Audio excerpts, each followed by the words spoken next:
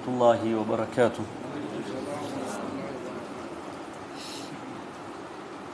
થોડાક અઠવાડિયો થયા કે થોડાક મહિના થયા અમે વધારે નેચર ઉપર વાત કરે છે કે કેવો અમે દર્શ લઈ શકીએ નેચર ઉપરથી, અમારી આસપાસ જે એન્વાયરમેન્ટ છે એને જોઈ અને અમે શું દર્શ લઈ શકીએ. ને આ એક કુરાનિક ટીચિંગ છે, આ એક કુરાનનો દર્શ છે કે તમે આસપાસ જો અને તમે એમાંથી લેસન્સ લ્યો. સૂરે ફુસ્સિલત ચેપ્ટર 41 એનું 53મું આયત જે છે એમાં ખુદા કહે છે બિસ્મિલ્લાહ રહમાન રહીમ સનુરીહિમ આયાતિના ફિલ આફાક વ ફી અનફુસિહિમ. ખુદા કહે છે soon we will show them our signs in the regions of the earth, એટલે દુનિયામાં, the land around you, and in their own souls, કે તમે પોતાની અંદર પણ જો, એમાં ખુદાના સાઇન્સ છે. until it becomes manifest to them that this is the truth. આ જોવા પછી તમે હકીકત આવવું જોઈએ કે આ બેશક હક છે. આ સાયન્સ લઈને યકીન આવવું જોઈએ. Is it not enough that your lord witnesses all things. શું એ તમારી વાસ્તે ઇનફ નથી, કાફી નથી? તમે એ જાણો કે ખુદાને બધું ખબર છે, ખુદા બધું જોઈ છે. તો આ એક કુરાનિક ટીચિંગ છે, પોતાના એન્વાયરમેન્ટને જોઈને લેસન્સ લેવાનું. તો લગભગ થોડાક મહિના પહેલાં અમે પહાડ ઉપર વાત કર્યા હતા, માઉન્ટેન્સ ઉપર વાત કર્યા હતા કે માઉન્ટેન્સ ઉપરથી અમે શું લેસન લઈ શકીએ. અને થોડુંક વખત પહેલાં દરિયાને જોયા, દરિયામાંથી શું લેસન્સ લઈ શકે. અને પછી આગ, ફાયર ઉપર અમે ડિસ્કસ કર્યા હતા. ગયા અઠવાડિયે ઝાડ, કે ઝાડોને જોઈને અમારી પાસે શું દર્શ છે ઝાડોમાંથી. આજે એક બીજું ટોપિક લેશું અમે નેચરમાંથી, અને તે છે જમીન, અર્થ જે છે. પણ અર્થમાં ઘણી ચીજો છે. એક સ્પેસિફિક ચીજ દુનિયામાં જે છે તે લોઢું છે, આયન. ઉર્દુમાં એને લોહા કહે, સોહિલીમાં એને ચૂમા કહે. અમે આસપાસ જોશું તમે લોઢું લોઢું દેખાશે. અમારી સામે જે માઇક છે, જે ઘડિયાળ પહેરે છે, જે ચશ્મા પહેરે છે, લોઢું લોઢું છે. આ એક એવું એલિમેન્ટ છે, એક એવું ચીજ છે જે ઇન્સાનનું જિંદગીને ચેન્જ કરી નાખે. અને અમે વર્લ્ડ હિસ્ટ્રી જોશું તો એક સ્પેસિફિક ટાઈમ રાખ્યા છે, એને કહે છે ધી આયન એજ. તો પહેલાં દુનિયા જ્યારે ચાલુ થઈ, વર્લ્ડ હિસ્ટ્રી અમે જોઈએ તો સ્ટોન એજ, પછી બ્રોન્ઝ એજ, અને તે પછી આયન એજ. કે છે આયનના ડિસ્કવરી પછી ઇન્સાનનું જિંદગી બદલી ગયું.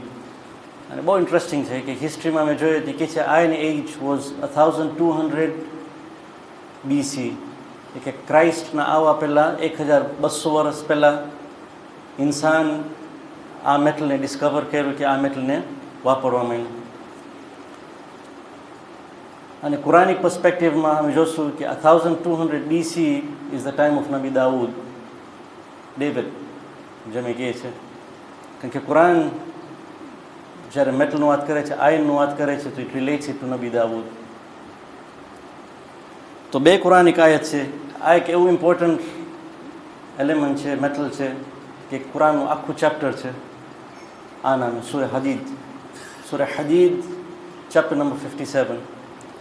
હવે ખુદાએ આ નામ નથી આપ્યું. અને જે કહેવામાં આવે છે, ઓલામાં અમે કહે છે કે આ નામો જે છે એક એક ચેપ્ટર્સના, એ ખુદાએ ચેપ્ટર્સના નામ નથી આપ્યું, પણ કારણ કે એ ચેપ્ટરમાં આ ચીજનું બયાન થાય છે. તો જેમ કે અનકબૂત છે, રૂમ છે, કે આ ચેપ્ટરમાં રૂમના બારે વાત થાય છે, રોમન એમ્પાયરના બારેમાં વાત થાય છે, કે સ્પાઈડરના બારેમાં વાત થાય છે, કે નમલ, કે નહલ. તો આ સ્પેસિફિક ચેપ્ટરમાં આયનનું બયાન થાય છે, અને એ કારણે આ ચેપ્ટરને નામ મળે છે. કેવું આયત છે? 25મું આયત.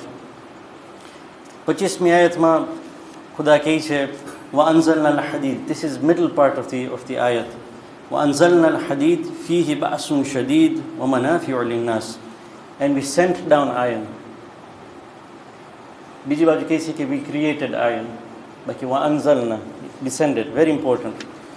فيه بأس شديد, in which there is great might, great strength. લોઢું જે છે બહુ સખ્ત હોય છે. And uses for mankind. ومنافع للناس. ઇન્સાન વાસ્તે બહુ જ ફાયદો છે આ લોઢુમાં. એ એક. બીજું સૂરે સબા chapter number 34 Ayat number 10 and 11, જેમાં ખુદા નબી દાઉદનું બારે બયાન કરે છે. એસે કે આ મેટલ અને નબી દાઉદ સાથેનું રિલેશન છે. તો ખુદા શું કહે છે? આયત નંબર 10 સૂરે સબા એ કહે છે, વી bestowed grace aforetime on David. અમે નબી દાઉદ ઉપર rahmat નાઝિલ કર્યા, ગ્રેસ નાઝિલ કર્યા. ફ્રોમ ourselves, અમે એને આપ્યા. શું આપ્યા એને? O you mountains, you sing back the praises of God with him, and you birds also. ખુદાએ પહાડોને અને બર્ડ્સને કહે છે કે જ્યારે નબી દાઉદ સિંગ કરતા હોય કે ખુદાનો જ્યારે પ્રેઝ કરતા હોય, તમે પણ સામેથી પ્રેઝ કરો, એની સાથે તમે પ્રેઝ કરો. આ એક બીજું, and we made the iron soft for him. અમે આયનને સોફ્ટ કર્યા એની વાસ્તે, જેથી એ આયનને વાપરી શકે. તમે જે દુઆમાં પડે છે, દુઆ ઇફ્તિતાહમાં અને દરરોજ સવારે, યા મુલૈન અલ હદીદ લી Dawood, O one who softened the iron for Nabi Dawood. દુઆ ઇફ્તિતાહમાં પણ યા મુલૈન અલ હદીદ લી દાઉદ અલૈહિ સલામ. It's very significant. So 1200 BC નબી દાઉદનું ટાઈમ છે.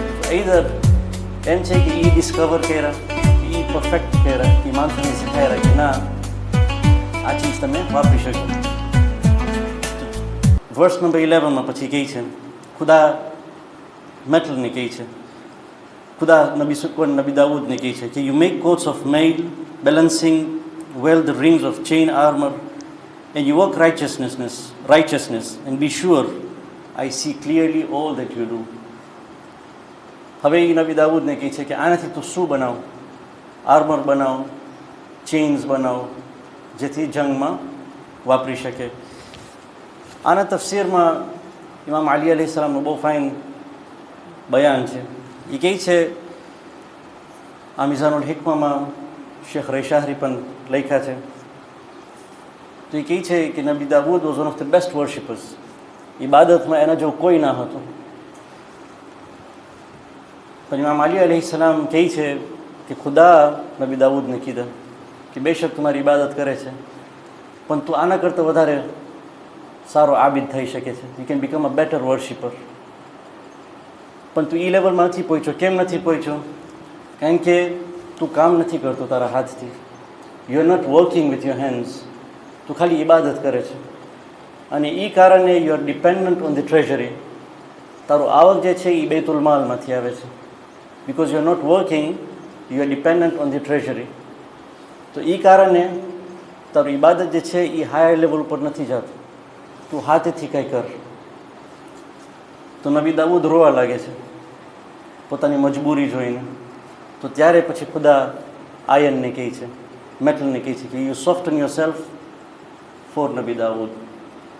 તો પછી નબી દાઉદ જ્યારે આ મેટલને જોઈ છે, ત્યારે ખુદાના કમાન્ડ પ્રમાણે એ ચાલુ કરે છે આર્મર બનાવવાનું. અને કહે છે કે હરેક આર્મર જે બનાવતા હતા, દિવસમાં એક આર્મર બનાવતા હતા, અને હરેક આર્મર એ 1000 દિરહમમાં વેચતા હતા. આખું વર્ષ લગોલગ હી મેડ 360 આર્મર્સ અને વેચ્યા, અને હી મેડ 360,000 દિરહમ્સ. અને તે પછી એ બેતુલ માલમાંથી લેવાનું મૂકી દીધા. આમાં અમારી વાસ્તે લેસન છે. બેશક ઇબાદતની જગા છે, પણ ઇબાદત સાથે ખુદા કહે છે કે તમે હુનર કરો, work hard with your hands. ખુદાને બહુ ગમે છે માણસ જ્યારે પોતે કોશિશ કરે છે. આ નબીને કહેવામાં આવે છે કે બેશક તારું ઇબાદતનું દરજ્જો છે, પણ ઇબાદતમાં વધારે વેલ્યુ વધારવું હોય તો હાથથી કામ કર. God loves skill, God loves hard work.